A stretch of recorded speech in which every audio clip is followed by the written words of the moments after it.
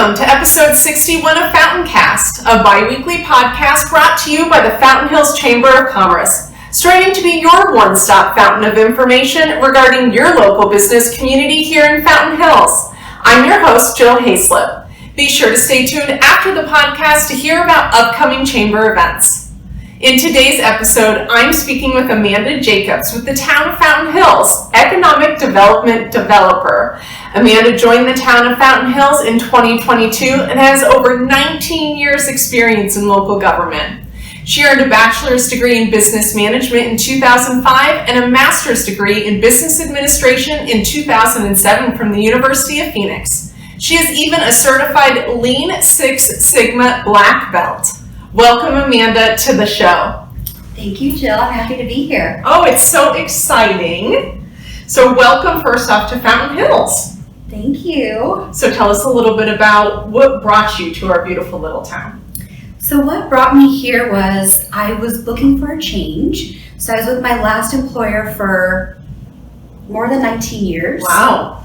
And then just during the recession, like everybody, there was that time right to reflect, am I happy? Are my values still aligned? And I needed a change. And then this opportunity popped up, and then just looking at the town of Fountain Hills, the community, the values, it was in alignment with what I was looking for. Good. It was good timing. Everything kind of fell into line. The stars aligned. That's great. Good. So you were in Oro Valley before here. That is correct. Okay. Tell us a little bit about what you did.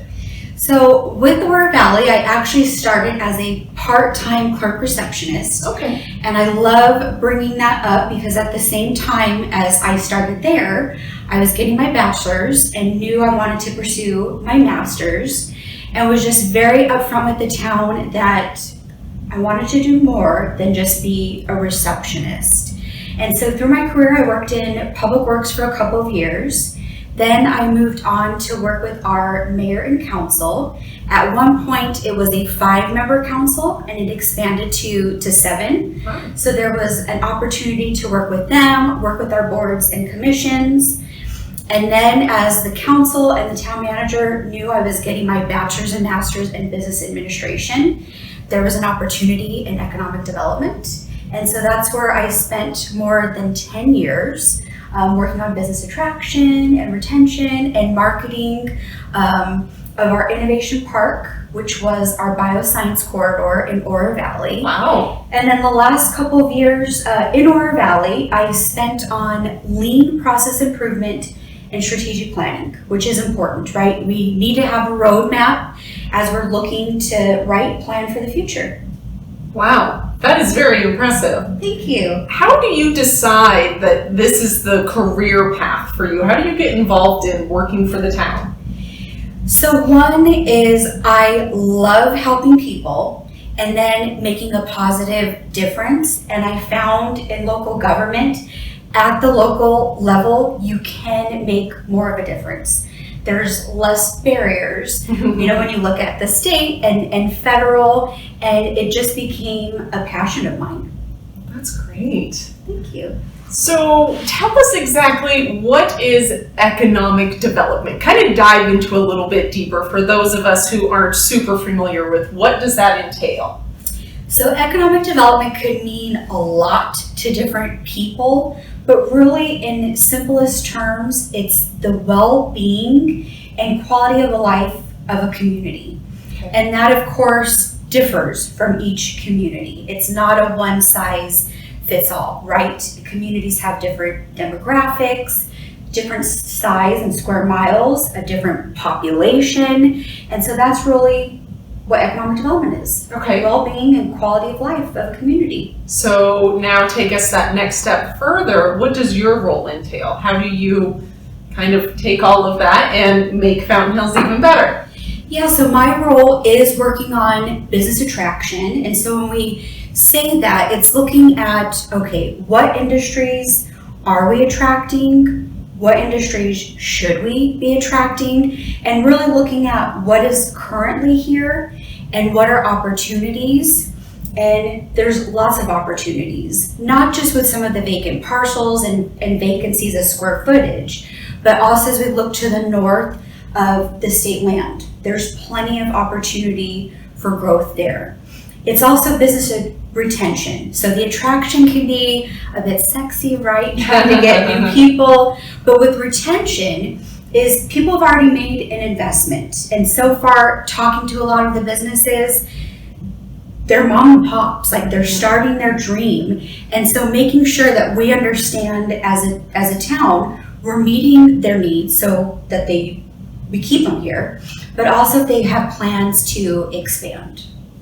Oh, wow. That's great. Obviously, here at the Chamber of Commerce, we are business driven as well. So you're definitely speaking our language. I know that we recently have been working on a partnership together. Do you want to go ahead and share with our viewers and listeners a little bit about what that looks like? Yeah, sure. So in June, the town and the Chamber partnered to launch a formal business retention and expansion program. And so we find again that over 80% of your existing businesses, they're the ones who expand. So sometimes, right, we're looking across the state, the United States, the country to attract, but we should be looking at, again, our existing businesses who are here.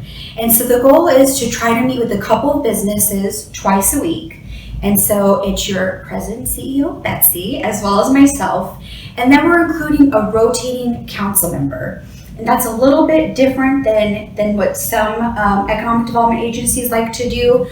But I like to include an elected official because oftentimes what we hear from our businesses is that there's issues at a policy level. And so it's wonderful for our elected officials to hear from the businesses, from their mouth, how we can improve a policy and our overall business climate. I can imagine you guys have been getting really good response. Businesses have to enjoy the fact that you guys are taking the time to come directly to them and hear from them. Yeah, so with some, they've been a little bit hesitant, right? I think when the government comes in, it's like, sure. it's more of, oh, what do we do now? Or what do you want? And then after the hour or 90 minutes of chatting, they're very supportive and just overall wow, we actually have the chamber, the economic developer, and a council member here spending time, right? It's an investment, an hour's time, 30 minutes, even 5 minutes, that's an investment of time. But to spend about 60 to 90 minutes with them, and they can tell us anything. Nothing's, off the table. They've really appreciated it. I love that it's one-on-one. It's not let's get a bunch of businesses together. It's let's talk to you and hear from you. That's extremely impactful. Yes. Yep, agreed. You are also a member of the Arizona Association for Economic Development, International Economic Development Council, and Arizona City and County Management. That seems very high level. So tell us a little bit, what do all of these memberships do for your role that then in turn help the town of Fountain Hills? So speaking of the economic development one, so AAED, that is the statewide economic development organization. And then the International Economic Development Council is international, so you're dealing with leaders from across the United States as well as the country. And so what's beneficial with that is not just the networking, but to understand some of the best practices. And then they each offer continuing education. So again, let's just take, I hate talking about it, COVID, but before COVID, you heard about the Amazon effect. Then we had the pandemic. And so with that, businesses is changing before our very eyes. And so it's nice to stay up on those trends. And then sometimes, communities can be a little bit nervous to be the first, to start a trend. And so to see, okay, who's doing this right? I have this idea, but who's actually doing it right and learning from? And then so at the Arizona City County Management, that is mostly county, city, town managers, assistant town managers. You'll see some economic development directors involved. And then so what's important with that, again, is sort of that networking, also growing your career. So I'm interested in maybe advancing my career more to just economic development. And then also at that, again, high level, when you're talking about, a city or town manager, just being able to get together statewide and hear what's happening with the various communities, and again, learning from them. Wow, that's great. Can you share with us, and maybe you can't, but I figured I'd ask for our viewers and listeners, can you give us any idea of what your vision is coming new into Fountain Hills? You haven't been here yet a year, right? You started, was it? So I've been here almost 5 months. Okay, so what are your thoughts? What do you want to see for Fountain Hills? Well, so one, I want to make sure either this fall or definitely in January, we're getting together as a community and developing an economic development strategy. Oh, okay. I feel like oftentimes, right, we do it alone. Like, I got this, but who knows the community better than me? I've only been here, 5 months, but is our community. So getting stakeholders together, really understanding our strengths and our weaknesses, looking at, okay, what industry should we be going after? Looking at our downtown, and then start gaining some insight as to ideas and checking the pulse of, okay, there's a huge opportunity with the state land, as I mentioned earlier. What does the community want to see? Mm-hmm. And then also looking at some of the vacant parcels. Mm-hmm. Just a vision there is partnering with developers, brokers, seeing if we can reimagine some of the sites, actually put together samples to get people excited, right? Sometimes when you see a raw piece of dirt, it's hard to imagine what it can be. Mm-hmm. And so putting pen, to paper, what could some of that look like to get people excited? So you were mentioning that it's getting other people involved. So is this something that residents are going to be able to have a voice in as well? Yes, so absolutely. So residents, businesses, community leaders such as, the chamber, Rural Metro, our different foundations, which we have, tons of community organizations, making sure that they're involved. It's extremely important. I think it's great that you are new to Fountain Hills and you have a fresh set of eyes to look around. Sometimes when we see the same thing all the time, we just kind of, take advantage of that, and you can say, hey, but what about this? Oh, well, yeah, I guess, so I think it's good to incorporate all of that in your fresh and wise here. And then I think it helps with buying, right? Because you're giving other people a seat at the table, mm-hmm. and allowing us to hear their voice. If residents have questions or they want to see how they can get better involved, or businesses, really anybody, how would they go about getting in touch with you? So I always say email is best, because as your economic development director, I am running around and I want to make sure I am responsive. And so my email is ajacobs@fountainhillsaz.gov. Perfect. So feel free to email me at night, over the weekend. I will respond. And you can always find Amanda's email address both on the Chamber's website as well as if you go to the Town of Fountain Hills website as well. So outside of business, tell us a little bit about what types of things do you enjoy doing for fun?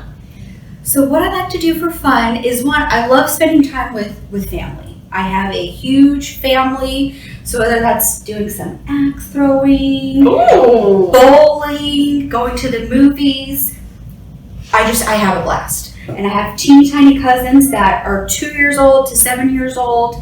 And so just running around, going to the park, doing arts and crafts. I love it. I also love to dance. Oh, okay. Jill, don't ask me to dance. So love to dance, and then I'm a huge bookworm. Okay. I have been a bookworm all my life. What book are you reading right now? So right now I'm reading the newest James Patterson called Shattered. Is it pretty good? It is good. Okay. We'll have to have you start up a book club so that people can spend more time with you. So in your introduction, we talked about you being a Lean Six Sigma black belt. You didn't touch on that at all. Why don't you share a little bit about that? Sure.